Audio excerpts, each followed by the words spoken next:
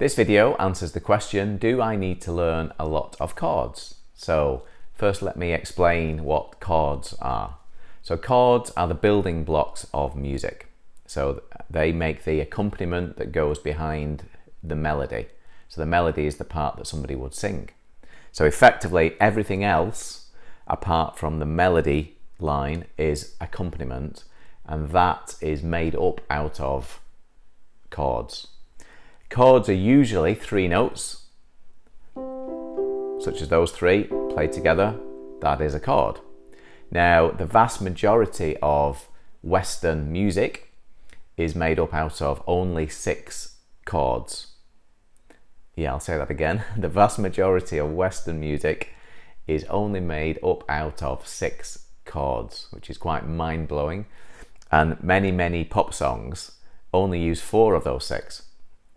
So it's just mind-bogglingly simple when you get to understand the patterns that underline music.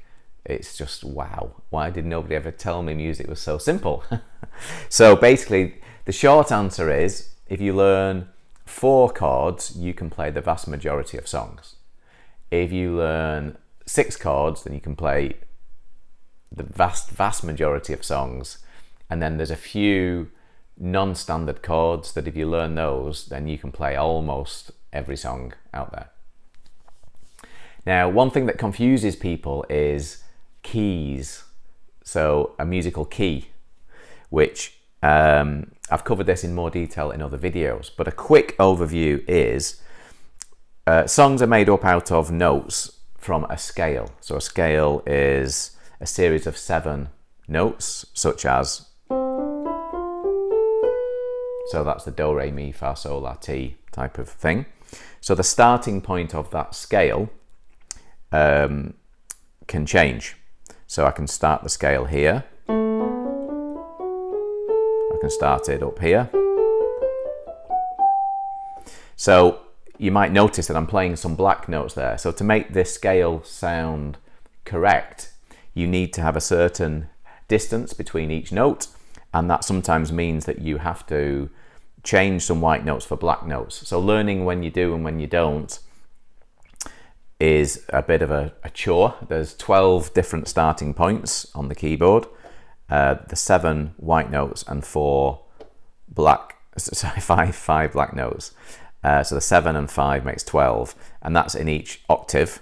There's 12 starting points. Okay, so the combination of black and white notes changes based upon where your starting point is, but you don't have to learn any of that. So I did as a child. I went through the classical way of learning, so I had to learn all the 12 different keys and the scales and all the rules that go around that, but you don't have to. If you have an electronic keyboard, then you will have a thing called a transpose button. On most of them have a transpose button that lets you change key without changing the notes you're playing. So you can just stick to the key of C, which uses all white notes.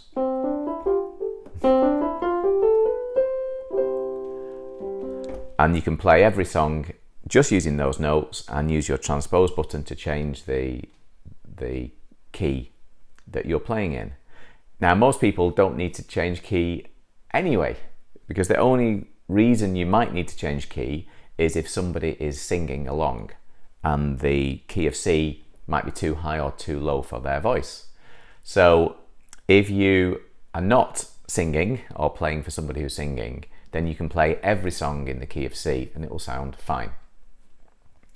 So a very small percentage of people will not have a transpose button, for example if you're playing an acoustic piano, and will be playing for somebody who is singing. So they might then need to change key. But rather than learning all the 12 keys, there's a shortcut which I've covered in another video where you only need to learn 2. So they share again a lot of the same chords. So from how many chords you need to learn, if you learn 6 chords, most people will cover the vast majority of popular songs. If you are singing and you need to change key, then you will need to learn say about 9 chords because the two keys share quite a few of the same chords. So an incredible small amount of chords will let you play an enormous amount of songs.